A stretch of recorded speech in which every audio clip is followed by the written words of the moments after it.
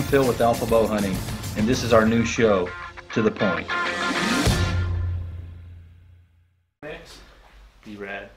All right, welcome everybody. This is To The Point show, a little different format that we've been doing in the past. We're actually here in the pro shop, and I've got Braden and Bo with me today. We're going to give some of our initial kind of reactions, feelings, feedback, comments, if you will, on some of the new bow models that have come out for the 2019 offering. So first things first, just want to be clear that our opinion today may change from an opinion in a month from now or 3 months from now. Or a week or a couple hours. But in part, I'll tell you that the more we work on these bows, from a tuning aspect to seeing if there's any inconsistencies or issues with anything, that will definitely affect how we feel about a bow down the line. So initial feel is really just based off of draw cycle, shot, noise, hand vibration, that kind of thing. Some speed, performance measurements. But to get started, you know, I guess we've got the Prime line, we've got Hoyt, we've got Matthews, and we've got the Psc bows in. Yep. And each one of those has multiple models. So we are here during normal hours at the shop. It's a little slower time of the day, but you may hear some stuff in the background. Again, just so you know, we're a full functioning shop. One of us may have to bump out there and help somebody. Multitasking, that's right. Yep. So Braden, I know you've got a couple favorites. Why don't you grab a couple off the wall there, and we'll talk a bit about some of the characteristics you're liking on some of the bows this year. CT3s. We don't have a turbo. I grabbed that, but Well, you can talk about that too. I mean, I know that's. So this Prime CT3, really impressed with this bow this year compared to what they put out last year. I wasn't a big fan of the Logic last year. The CT3, shooting it, super nice shot, super nice draw cycle. A little stiff through the whole draw cycle, but it's very smooth, if that makes any sense. It's a little harder to pull in the beginning, but it's smooth, it's consistent. Yeah. Doesn't drop into the back wall real hard. Shot it on both cable stops and limb stops because that's one of the advantages of these cams you can do. Enjoyed it on the cable stops actually more since I've been shooting a lot more cable stop bows. That's initial impressions. Actually, I've had a good friend of mine pick one of these up and started playing with it, put a new set of custom strings on it, did some tweaking, and he picked up some speed. He actually was hitting over what they're advertising on IBO, which they advertised at 335 on this bow, 33 inches axle to axle. He actually was hitting about 340 when we did the math. So, is room for improvement with some tuning, but actually a really nice bow. I'm intrigued by this bow a lot. So this is one on my list. Bo, why don't you jump in here real quick, because I know that you've got another one in your hand that's. yeah. So right here we've got the Psc Evoke 31 inches axle to axle. I say it's got a 6-inch brace height. It's just shy of that, 5.87 or something is what they actually advertise the brace height at. But basically right at 6. 342 feet a second IBO on this particular bow. Honestly, out of PSC's lineup this year, I was super impressed with the Evoke 31. They're still using the ECS, the Evolve Cam system. Great thing about that is for the guys that like a super smooth draw, this cam definitely offers it. It also allows you to adjust the let off between 80 and 90%. And you can get a low let off module for this bow as well for the guys that like more holding weight. One of the cool features that PSC introduced into this particular riser design is their Bose Sling. Now these Bose Slings, they don't come with the bows. They are separate, but you can order it for the bow. On all the Evokes, the Evoke 31 and the 35, they offer this, and it literally just clips right into the riser. Okay, there's a mounting hole on the top side of the riser, bottom side of the riser. There's a little button right here on the sling that allows it to pop right off. So I thought that was a pretty cool little feature. A lot of the same stuff from PSC over the last couple of years, multiple sight mounting holes. They offer a hold down lower in the riser for guys that use a back bar system. Want to push that bar down and lower the center of gravity, but super smooth, super quiet, really comfy. Really digging this bow. That is a nice bow. Braden, we all kind of have another favorite, and let me jump back in front of the camp. So we still don't have a Hoyt RX3 turbo in yet. Yeah. And I'm gonna say that I've not been a huge fan of the turbo models the last 3 or 4 years. It's just they've been a little more aggressive than I like, and on the cam, on the draw cycle, and a little bit louder on the shot. This year's turbo, I'm very impressed with. I mean, I think it's probably the best turbo they've built in at least 4, 5, 6 years. I don't know. I think so. I think it's probably the first year. Well, actually, you didn't order one. No. Which you were thinking about. I think I was just saying this was going to be the first year that I think all three of us were going to order the same bow. And I still may end up with one because I was that impressed when Hoyt, Alex, our Hoyt rep, came in and he had one, and it's just that bow's money. It's a different draw cycle than they've had in the past. It still has great performance, and it's a touch quieter than any of their turbos that they've made in a while, right? Yeah. So win. But I tell you, I'm still not sure. I like the RX3, the shorter version. It's one of the gripes that Hoyt's had, specifically on the carbons, is that we're a little bit loud. I've shot a Hoyt for a few years, you know, and they've worked with us on a lot of the tournament stuff. So on full disclosure, we have a relationship with them outside of just normal business from our tournament aspect. But aside from that, you know, or setting that aside, their bows have been a touch loud. That's been one of the few Yeah, I mean, gripes, right? If we're going to be honest, absolutely. But it seems like the RX3 this year definitely quieter than what they've built in the past. I've noticed that the carbons in the past were louder than the aluminums. In this year, that RX3 just seemed like they finally kind of figured it out. They deadened it down quite a bit for sure. This year, I think, is probably the first year that their carbon bow seemed to be quieter than their aluminum bow. Yeah. Years past, the aluminum bows were always quieter. They seemed to be, vibration-wise, they were probably pretty close. But the RX3, for me personally, this year is definitely more dead in hand and definitely quieter than the aluminum bow. And so there's some new things with the Hoyt bows with the cam sizing of the families, right? So in the past, Braden and I have been like on a 2-cam on a longer axle to axle. Bose right at the cusp of the 2-cam on a shorter axle to axle. Yep. This year with them changing the offering, the sizes of that 2-cam, we still haven't been able to put those bows through the ringer yet to see where if they're as efficient, if they lost some efficiency with that cam system.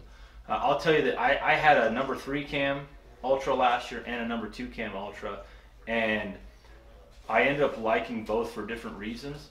But I think that this 2-cam that's going to be a little bit bigger might be the perfect blend. Right. No, I think you're right. You know, it puts us on paper. It puts us a little bit behind the curve on being at the end, wanting to be at the end of those cams. But like you said, we haven't got to play with them a whole lot, and I'm intrigued by that turbo to play with it and get some real speed testing out of it and see if it's hitting the speeds that it claims, because it is significantly smoother in the draw cycle than the turbos in the past. 100%. Yeah. Bo's got another bow here that's actually another one was very impressive. Yeah, I think I agree. For the most part, all of us unanimously liked this bow. This is the Matthews Vertex. It's a 30-inch axle-to-axle bow, IBO rating of 343, I believe. Man, I mean, Matthews has always done a good job. I think our complaint over, say, last year's bow was the let-off. Here in Colorado, being only able to go up to 80% to legally hunt big game, we were pigeonholed into the 75% let-off modules, which the bows still felt great. They still were super smooth. But there was good. It felt good. It felt really good at 85. Yeah, there was a totally different feel. So Right. Matthews with the Vertex this year finally offering an 80% let-off module. Thank you for that, guys. We really appreciate that. It felt super great with the 80%. The cool thing with their module this year too, on one bow you can go from 60 pounds to 75 pounds just by changing the modules out. The module actually affects peak weight. Now you still have the limb bolt, so you can still back the poundage down or up depending upon where your limb bolts are sitting when you start, but you have that huge range of draw weight just with the module. Super smooth to draw, really comfortable at full draw, solid back wall for a cable stop bow, which is Matthews' deal, man. They've always actually had a pretty good back wall for a cable stop bow, but really quiet, really dead in the hand. Like I said, I think all of us really... Right, and I'm intrigued to play with that switch weight system to see what happens to performance as you change modules from draw weights to lengths. And just to know, I've always been a longer axle-to-axle guy since just shooting a lot of tournament archery. I've preferred that string angle. I actually like the shorter of the offerings from Matthews this year, Yeah. the Vertex to the Traverse. I think that this bow is, it's a really good feeling hunting bow. And even that's where, going back to the Hoyt lineup, that RX3 feels really good, even though it's on that shorter platform to the Ultra. But this is a really nice bow. I think they did a really good job. Some upgrades from the tracks, and that was a popular bow for 2018. Yeah. So to say that this is a good time to be a consumer if you're looking for a new bow, to upgrade, to try something new, maybe a new brand, whatever the case is. It's a really good time because there's a lot of nice bows out right now. What are we seeing for trends, do you think? I'm just sitting here thinking trends of new things they're doing to the bows, not necessarily cam systems, but my example is grips. So Matthews completely redesigned their grip this year. Yep. Hoyt did. Hoyt put a new grip option on their Hoyt's carbon grip, bows. I'm definitely excited to play with it. I was actually going to grab one of our bows here and just start messing with that grip a little bit to see how much it affected how a bow paper tuned. That I'm really excited about. These guys here know I can't stand cam. And if I can shift the grip and allow me to clean up my tear without adding as much cam lean into the top, if you're a guy that likes to yoke tune, I really like that feature. Hence why I'm really excited to play with that Hoyt grip. Matthews, like you said, changed their grip. They definitely did a better job. And I think I that like the new grip. To kind of give my perspective on that question, Braden, we're definitely seeing that from the performance standpoint.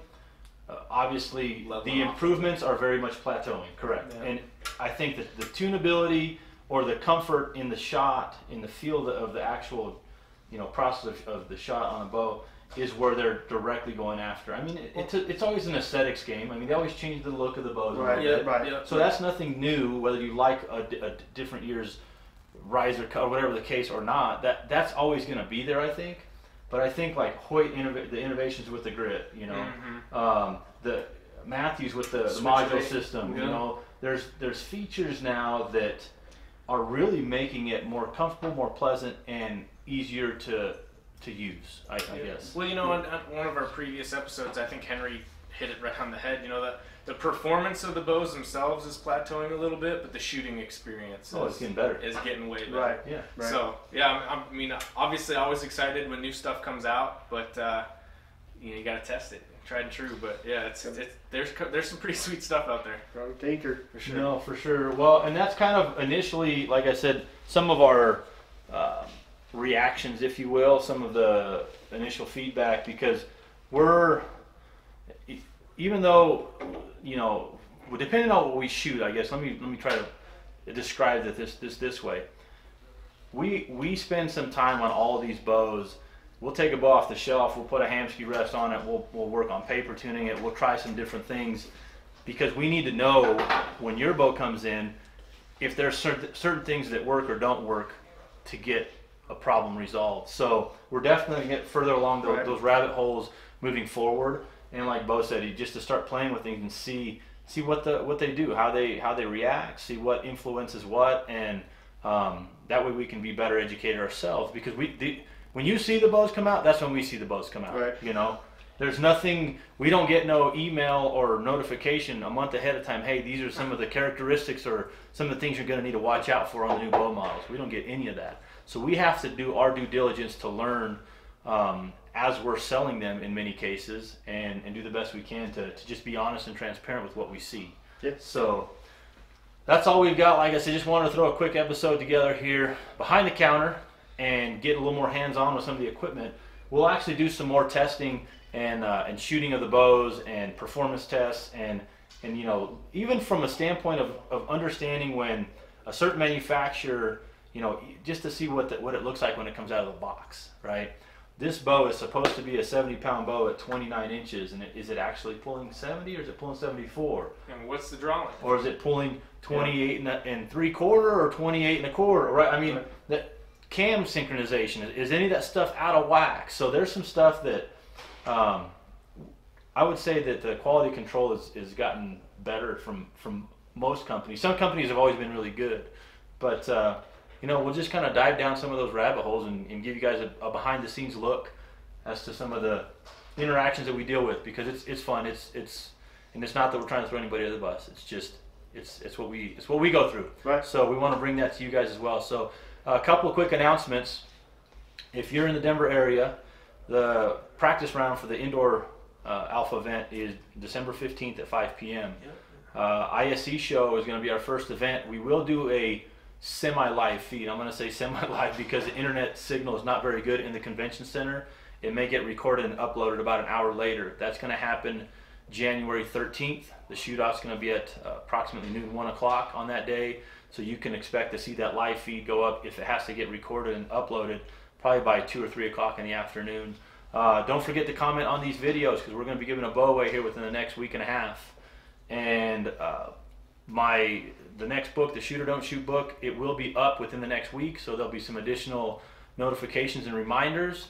If you want to go out and purchase it on Amazon, it'll be available there. Our paperbacks will be in stock probably the second week in January, so we're going to do a pre-order on those as well.